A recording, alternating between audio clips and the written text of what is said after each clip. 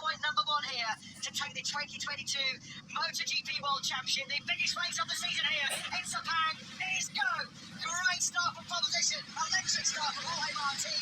And then Massini away slowly from second on the grid. Marc Marquez immediately slots himself up into second. And look at Bagnaia. He's up to second. So Paco Bagnaia on the inside of Marc Marquez. Up into second place. The dream start for Paco Bagnaia. Could not script any better. The fairy tale first two corners. He's second. Quartararo's not had a bad start either. I think he's up in sync behind his teammate Frankie Morbidelli. Aleix Espargaro, the big loser out of the World Championship contenders. He's somewhere roughly around where he started. But it's Martin from Bagnaia and Bastianini, followed by Marquez and Quartararo just behind his teammate Morbidelli.